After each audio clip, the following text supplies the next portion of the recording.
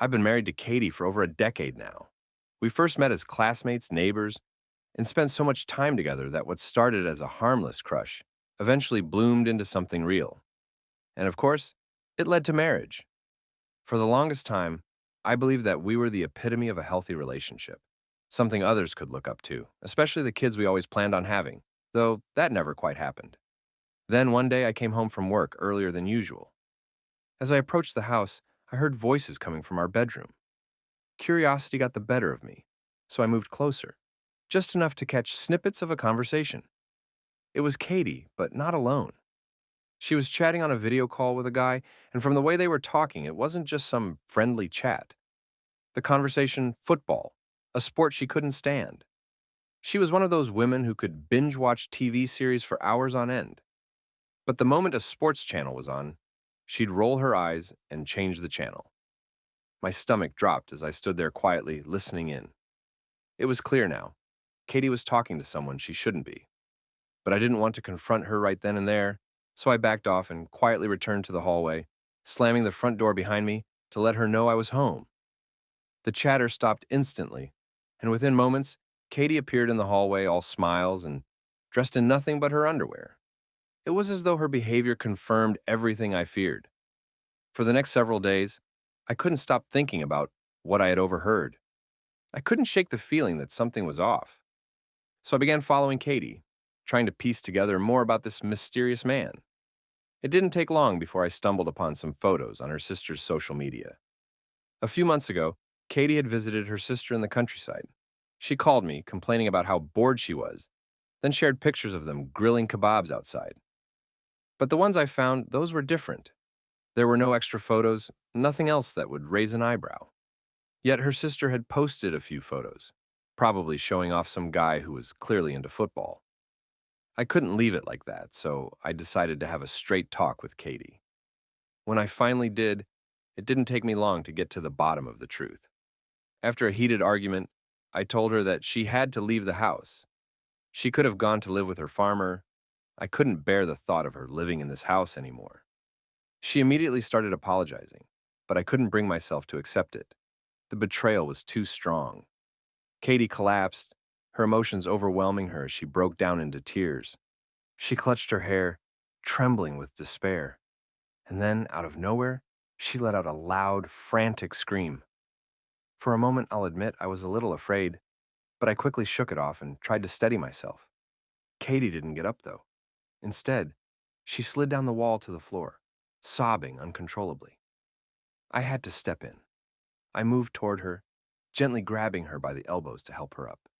She looked at me. Her face was a mess of tears and regret. "I'm sorry," she whispered, her voice shaky, then paused. "I'm sorry," she repeated, her voice louder this time, more desperate. "But honestly, I don't even know how it all happened. All I remember is that after that night, I was done. I left." "Shut up! For God's sake, stop!" I couldn't bear hearing any more of her apologies or excuses. I had already made up my mind. What was there to forgive? She should be thankful I didn't lose it completely when I first found out. The nerve of her, trying to make me listen to her justification. It was maddening. Katie grabbed my hands, trying to pull me to her, pleading. "You see, I should have stopped him. I didn't want this." "Conversation? You didn't want his company?" I blurted out in response, my voice cutting through the air. "Remind me how the last lie ended." Her face paled. She staggered back, and I saw her bang her head against the wall. Her eyes were wide open, tears glistening in them, and they were full of shock. I knew she had just been caught in another lie. "Shut up," I snapped. "Pack your bags and get out. We'll meet in court and we'll divide the assets, taking your betrayal into account, of course." That evening, Katie packed up and left. She walked out of the home we built, leaving me with nothing but the echoes of her tears.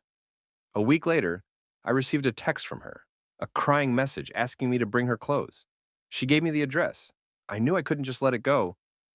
I decided I would finish this like a man. So I got into my car and drove the 200 kilometers to her. When I arrived, I found out she had run off to her sister's place in the countryside. Who would have guessed, right? But of course, she hadn't sent me the address from her sister's place. it was from her new boyfriend's. I pulled up, parked, and waited. I sat there for a minute, then two, while the car's engine idled.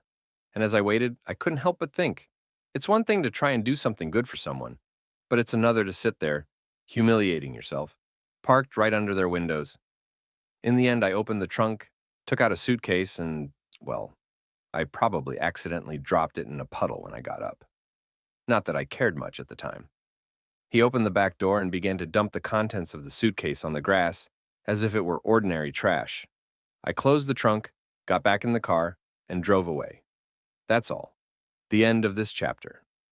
It wasn't long before everything collapsed between us. To be honest, I wasn't surprised. Why should I be? After all, we only bought a car over the years, and I ended up giving it to my mom.